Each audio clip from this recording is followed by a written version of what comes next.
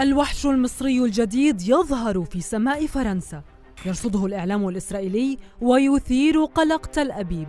من قلب مطار فرنسي كان أول ظهور للمقاتلة التي ستنضم قريبا للقوات الجوية المصرية. رافال الجديدة ليست مقاتلة عادية.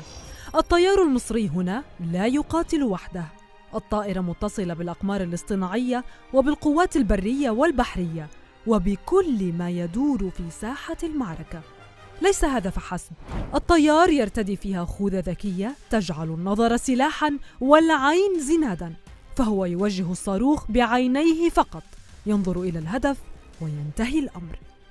الطائرة قادرة على حمل قنابل وزنها 1000 كيلوغرام، وتتمتع بنظام تشويش يحولها لهدف مراوغ شبه شبح. ومع هذه الدفعة العدد يرتفع إلى 54 رافال مصرية، رقم يقلق المنطقة بأكملها، خاصة إسرائيل.